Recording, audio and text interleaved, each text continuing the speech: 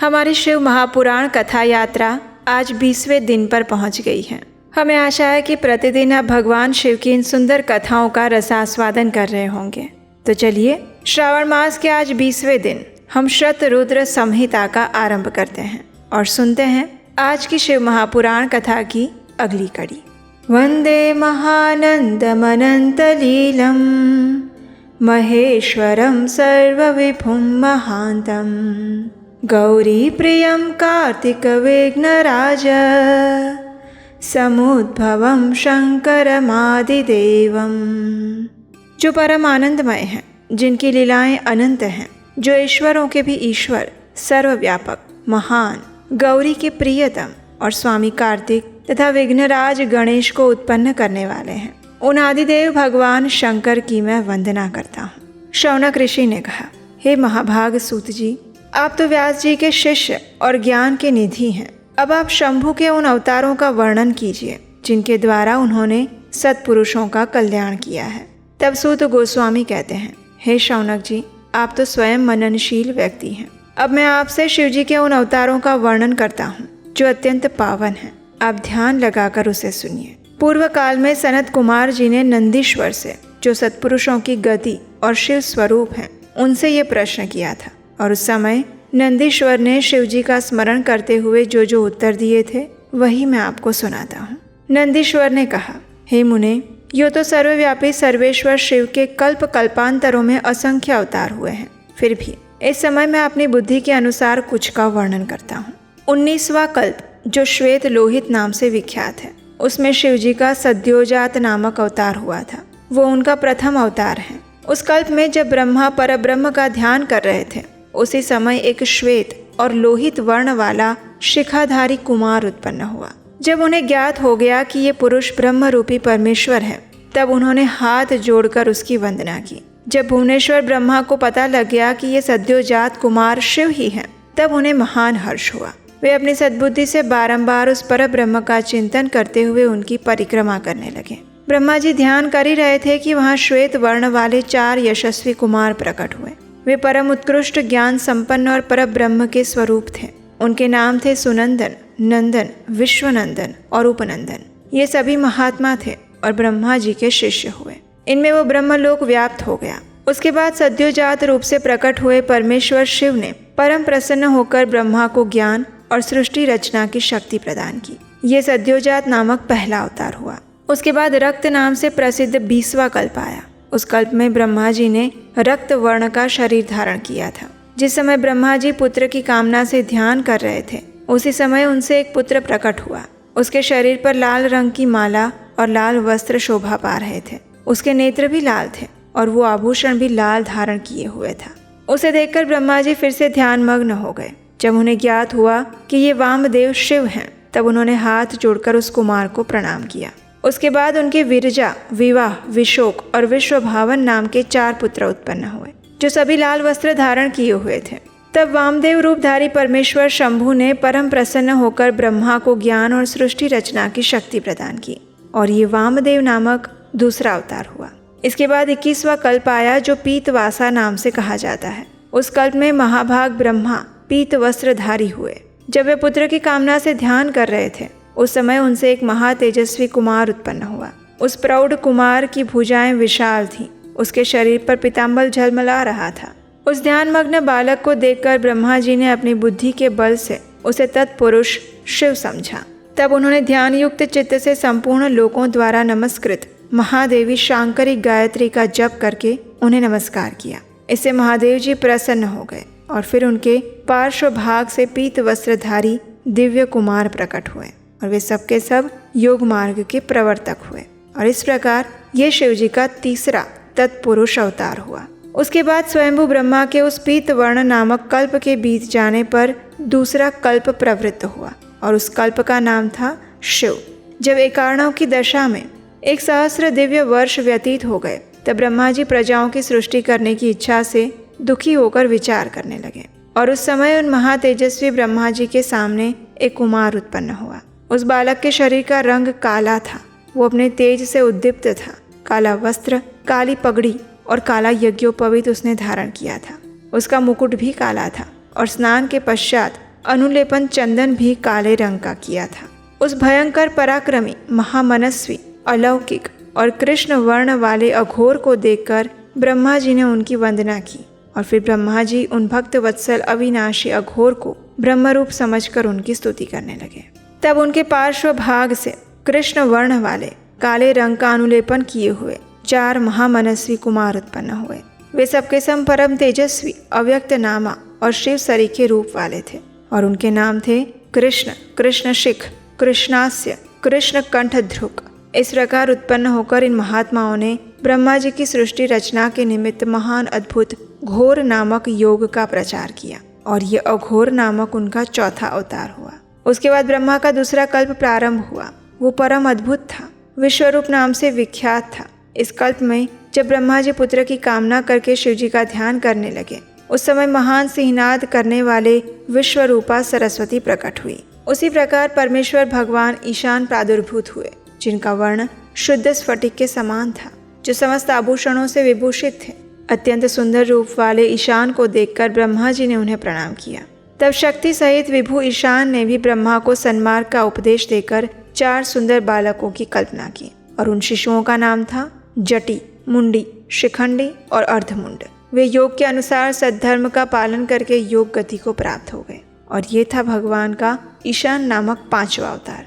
महेश्वर की ईशान, पुरुष, घोर, वामदेव और ब्रह्म, ये 5 मूर्तियां विशेष रूप से प्रसिद्ध हैं। इनमें ईशान, जो शिव स्वरूप तथा सबसे बड़ा है, वो पहला कहा जाता है। वो साक्षात प्रकृति के भोक्ता क्षेत्रज्ञ में निवास करता है।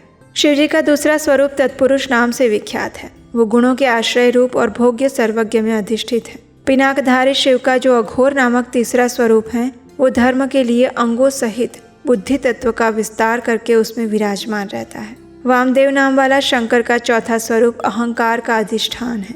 विचारशील मनुष्यों का कथन है कि शंकर का ईशान संज्ञक स्वरूप सदा कर्ण, वाणी और सर्वव्यापी आकाश का अधीश्वर है और महेश्वर का पुरुष नामक रूप त्वक, पाणी और स्पर्श गुण विशिष्ट वायु का स्वामी है। मनीषीगण अघोर नाम वाले रूप को शरीर, रस, रूप और अग्नि का अधिष्ठान बताते हैं। जो भी मनुष्य इन सद्योजात आदि सभी अवतारों के विषय में पढ़ता है या फिर सुनता भी है, वो जगत में सभी काम्य भोगों का उपभोग करके अंत में परम गति को प्राप्त करता है। एक बार रुद्र ने हर्षित होकर ब्रह्मा जी से शंकर के चरित्र का प्रेम पूर्वक वर्णन किया था। यह चरित्र सदा सुखदायक है और वो इस प्रकार है। हे ब्रह्मन, वराकल्प के 7वें मनवंतर में संपूर्ण लोकों को प्रकाशित करने वाले भगवान कल्पेश्वर, जो तुम्हारे प्रपौत्र हैं, वे वैवस्वत मनु के पुत्र होंगे। तब उस मनवंतर की चतुर्युगियों के किसी द्वापर युग में लोगों पर अनुग्रह करने और ब्राह्मणों का हित करने के लिए मैं प्रकट होऊंगा। युग प्रवृत्ति के अनुसार उस प्रथम चतुर्युग के प्रथम द्वापर युग में जब प्रभु स्वयं ही व्यासदेव होंगे, तब मैं उस कलयुग के अंत में ब्राह्मणों के हित हेतु शिवा सहित श्वेत नामक महामुनि होकर प्रकट होऊंगा। उस समय हिमालय के रमणीय शिखर छागल नामक पर्वत श्रेष्ठ पर मेरे शिखाधारी 4 शिष्य उत्पन्न होंगे और उनके नाम होंगे श्वेत, श्वेतशिख, श्वेताश्व और श्वेत लोहित। वे चारों ध्यान योग के आश्रय से मेरे नगर में जाएंगे। वहाँ वे मुझे अविनाशी को तत्वतः जानकर मेरे भक्त हो जाएंगे और जन्म, जरा, मृत्यु और व्याधि से रहित होकर परब्रह्म की समाधि में लीन रहेंगे। इस प्रकार नंदीश्वर ने भगवान शिव के 42 विभिन्न अवतारों का वर्णन किया। ये सुनकर सनत कुमार ने उनसे पूछा, हे प्रभु, आप तो महादेव के अंश से उत्पन्न होकर पीछे शिव को कैसे प्राप्त हुए थे? ये सारा वृत्तांत मैं सुनना चाहता हूँ, उसे बताने की कृपा करें। तब नंदीश्वर कहते हैं, हे सर्वज्ञ सनत कुमार, मैं जिस प्रकार महादेव के अंश से जन्म लेकर शिव को प्राप्त हुआ, उस प्रसंग का वर्णन करता हूँ। तुम सावधानी पूर्वक श्रवण करना। शीलाद नामक एक धर्मात्मा मुनि थे। पितरों के आदेश से उन्होंने अयोनिज, सुव्रत, मृत्युहीन पुत्र की प्राप्ति के लिए तप करके देवेश्वर इंद्र को प्रसन्न किया। लेकिन देवराज इंद्र ने ऐसा पुत्र प्रदान करने में अपने आप को असमर्थ बताया और महाशक्ति संपन्न महादेव की आराधना करने का उपदेश दिया। फिर शीलाद ने भगवान महादेव को प्रसन्न करने के लिए तपस्या की। उनके तप से प्रसन्न होकर महादेव वहां पधारे और महासमाधि मग्न शीलाद को थपथपाकर जगाया। तब शीलाद ने शिव का स्तवन किया और भगवान शिव के उन्हें वर देने को प्रस्तुत होने पर उनसे कहा, हे प्रभु, मैं आपके ही समान मृत्युहीन अयोनिज पुत्र चाहता हूँ। तब शिवजी प्रसन्न होकर कहते हैं, हे तपोधन विप्र, पूर्व काल में ब्रह्मा जी ने, मुनियों ने, बड़े बड़े देवताओं ने मेरे अवतार धारण करने के लिए तपस्या द्वारा मेरी आराधना की थी। इसलिए हे मुने, यद्यपि मैं सारे जगत का पिता हूँ, फिर भी तुम मेरे पिता बनोगे और मैं तुम्हारा अयोनिज पुत्र होऊंगा और मेरा नाम नंदी होगा। इतना कहकर कृपालु शंकर ने अपने चरणों में खड़े हुए शिलाद मुनि की ओर कृपा दृष्टि से देखा और उन्हें ऐसा आदेश देकर तुरंत ही वहां से उमा के साथ अंतर ध्यान हो गए। महादेव जी के चले जाने के बाद महामुनि शिलाद ने अपने आश्रम में जाकर वो सारा वृत्तांत कह सुनाया। कुछ समय बाद जब यज्ञवेत्ताओं में श्रेष्ठ मेरे पिताजी यज्ञ करने के लिए यज्ञ क्षेत्र को जोत रहे थे, उसी समय मैं शंभु की आज्ञा से यज्ञ के पूर्व ही उनके शरीर से उत्पन्न हो गया। उस समय मेरे शरीर की प्रभा युगांतकालीन अग्नि के समान थी और तब सारी दिशाओं में प्रसन्नता छा गई और शिलाद मुनि की बड़ी प्रशंसा हुई। हे मुने, उसके बाद जैसे निर्धन को धन की प्राप्ति हो जाने से प्रसन्नता होती है, उसी प्रकार मेरी प्राप्ति से हर्षित होकर पिताजी ने महेश्वर की भली भांति वंदना की और फिर मुझे लेकर वे शीघ्र ही अपनी पर्ण कुटीर में आ गए। जब मैं शिलाद की कुटिया में पहुंचा तब मैंने अपने उस रूप का परित्याग करके मनुष्य रूप धारण कर लिया। उसके बाद शिलाद ने मेरे जातकर्म आदि संस्कार करवाए।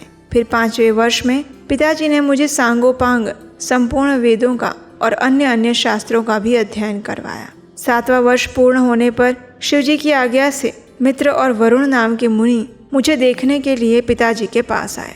शिलाद मुनि ने उनकी पूरी आवभगत की। जब वे दोनों महात्मा आनंद पूर्वक आसन पर विराज गए तब मेरी ओर बार बार निहार कर बोलने लगे, हे तात शिलाद, यद्यपि तुम्हारा पुत्र नंदी संपूर्ण शास्त्रों के अर्थों का पारगामी विद्वान है, फिर भी इसकी आयु बहुत कम है। हमने बहुत तरह से विचार करके देखा, लेकिन अब इसकी आयु 1 वर्ष से अधिक नहीं रह गई है। उनके मुख से ऐसा सुनने पर पुत्र वत्सल शिलाद नंदी को छाती से लगाकर दुखी हो गए, फूट फूट कर रोने लगे। और ये देखकर नंदी शिवजी के चरण कमलों का स्मरण करके प्रसन्नता पूर्वक पूछने लगा, पिताजी, आपको कौन सा ऐसा दुख आ पड़ा है जिसके कारण आपका शरीर कांप रहा है? आप रो रहे हैं। ये सुनकर उसके पिता कहते हैं, पुत्र, तुम्हारी अल्प आयु के दुख से मैं अत्यंत दुखी हो रहा हूँ। तुम ही बताओ, मेरे इस कष्ट को कौन दूर कर सकता है? मैं किसकी शरण में जाऊँ?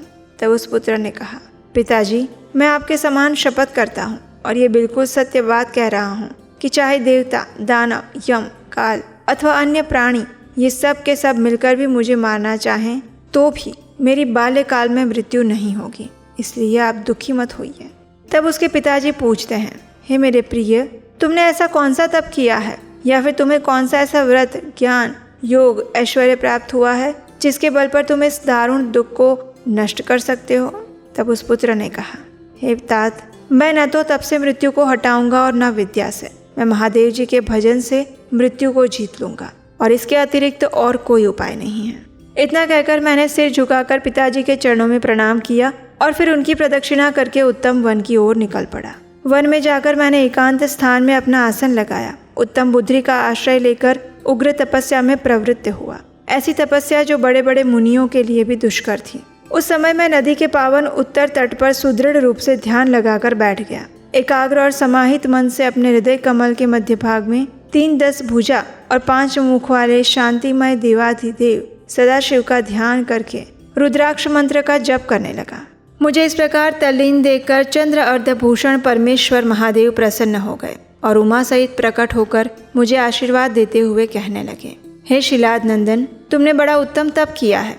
तुम्हारी इस तपस्या से मैं संतुष्ट हूँ और वर देने के लिए आया हूँ। तुम्हारे मन में जो भी अभिष्ट हो वो मांग लो।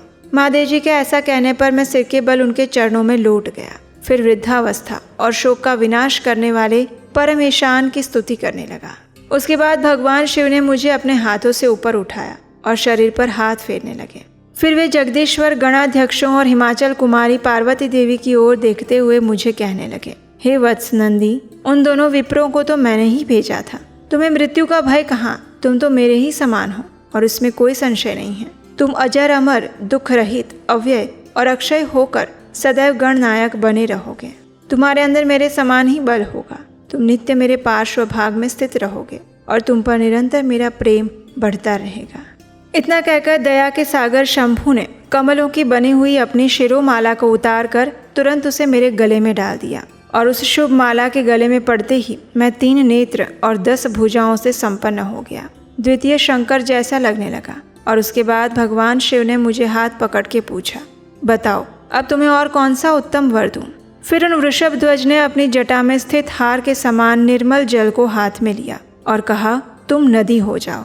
इतना कहकर उस जल को छोड़ दिया। तब वो जल उत्तम ढंग से बहने वाली स्वच्छ जल से परिपूर्ण महान वेगशालिनी दिव्य रूपा 5 सुंदर नदियों के रूप में परिवर्तित हो गए और उनके नाम है जटोदका, स्त्रीस्त्रोता, वृषध्वनि, स्वर्णोदका और जम्बू नदी। ये पंचनद शिव के पृष्ठ भाग की भांति परम शुभ है। महेश्वर के निकट इसका नाम लेने से ये परम पावन हो जाता है। जो मनुष्य पंचनद पर जाकर स्नान और जप करके परमेश्वर शिव का पूजन करता है वो शिव सायुज्य को प्राप्त होता है और उसमें कोई संशय नहीं। तब भगवान शिव ने उमा से कहा, हे अव्यये, मैं नंदी का अभिषेक करके इसे गणाध्यक्ष बनाना चाहता हूँ। इस विषय में तुम्हारी क्या राय है? तब देवी उमा ने कहा, हे देवेश, आप नंदी को गणाध्यक्ष पद प्रदान कर सकते हैं क्योंकि ये शिलाद नंदन मेरे लिए पुत्र सरीखा है। ये मुझे अत्यंत प्रिय है। और भक्तवत्सल भगवान शंकर ने अपने अतुल बलशाली गणों को बुलाकर उनसे कहा, हे गणनायकों, तुम सभी लोग मेरी आज्ञा का पालन करो। ये मेरा प्रिय पुत्र नंदीश्वर सभी गणनायकों का अध्यक्ष और गणों का नेता है, इसलिए तुम सब लोग मिलकर इसका मेरे गणों के अधिपति पद पर प्रेम पूर्वक अभिषेक करो। आज से ये नंदीश्वर तुम लोगों का स्वामी होगा। शंकर जी के ऐसे कथन और आज्ञा के बाद सभी गणनायकों ने एवमस्तु कहकर उसे स्वीकार किया और फिर वे सामग्री जुटाने लगे। फिर सभी देवताओं और मुनियों ने मिलकर मेरा अभिषेक किया। उसके बाद मरुतों की मनोहारिणी सुंदर कन्या सुयशा से मेरा विवाह करवा दिया और उस समय मुझे बहुत सी दिव्य वस्तुएं मिली। इस प्रकार मैंने अपनी उस पत्नी के साथ विवाह करके शंभु, शिवा, ब्रह्मा और श्रीहरि के चरणों में प्रणाम किया। और फिर भगवान शिव ने कहा, हे सतपुत्र, ये तुम्हारी प्रिया सुयशा और तुम मेरी बात सुनो। तुम मुझे परम प्रिय हो और इसलिए मैं तुम्हें मनोवांछित वर प्रदान करता हूँ। हे गणेश्वर नंदीश, तुम मेरे अटूट प्रेमी, विशिष्ट, परम ऐश्वर्य संपन्न, महान धनुर्धारी, महाबली और सदा पूज्य होगे। जहाँ मैं रहूँगा वहाँ तुम्हारी स्थिति होगी और जहाँ तुम रहोगे वहाँ मैं भी उपस्थित रहूँगा। यही दशा तुम्हारे पिता और पितामह की भी होगी। तुम्हारे ये महाबली पिता परम ऐश्वर्यशाली मेरे भक्त और गणाध्यक्ष होंगे। यही नियम तुम्हारे पितामह पर भी लागू होगा। अंत में तुम सब लोग मुझसे वरदान प्राप्त करके मेरा सानिध्य प्राप्त करोगे। ये सुनकर नंदीश्वर ने कहा, हे मुने, तत्पश्चात महाभागा उमा देवी वर देने के लिए उत्सुक हुई और मुझसे कहने लगी, हे पुत्र, तुम मुझसे भी वर मांग ले, मैं तेरी सारी अभिष्ट कामनाओं को पूर्ण करूंगी। तब देवी के उस वचन को सुनकर मैंने हाथ जोड़कर कहा, हे देवी, आपके चरणों में मेरी सदा उत्तम भक्ति यथावत बनी रहे। मेरी याचना सुनकर देवी ने कहा, ऐसा ही होगा। फिर शिवा नंदी की प्रियतमा पत्नी सुयशा से कहने लगे। देवी ने कहा, हे वत्से, तुम भी अपना अभिष्ट वर ग्रहण करो। तुम्हारे 3 नेत्र होंगे। तुम जन्म बंधन से छूट जाओगी, पुत्र पौत्रों से संपन्न रहोगी और तुम्हारी मुझ में और अपने स्वामी में अटल भक्ति बनी रहेगी। उसके बाद शिव जी की आज्ञा से प्रसन्न हुए सभी देवी देवताओं ने भी हम दोनों को वरदान दिया और फिर शिव कुटुंब सहित मुझे अपनाकर उमा सहित वृषभ पर आरूढ़ होकर संबंधियों के साथ अपने निवास स्थान में चले गए। हे मुनीश्वर, इस प्रकार मैंने तुम्हें अपने अवतार का वर्णन किया है। ये मनुष्यों के लिए सदा आनंददायक और शिव भक्ति का वर्धक है। जो श्रद्धालु मानव भक्ति भावित चित्त से मुझ नंदी के इस जन्म, वर प्राप्ति, अभिषेक और विवाह के वृत्तांत को सुनता है या दूसरों को सुनाता है या फिर जो पढ़ता है या दूसरों को पढ़वाता है, वो इस लोक में संपूर्ण सुखों को भोग कर अंत में परम गति को प्राप्त होता है। तो ये थी हमारी आज की शिव महापुराण कथा। आज की इस कथा को यहीं पर विराम देंगे और इसी कथा की अगली कड़ी के साथ मिलेंगे कल प्रातःकाल आपके अपने चैनल उपदेशाष्टकम पर। हरे कृष्णा।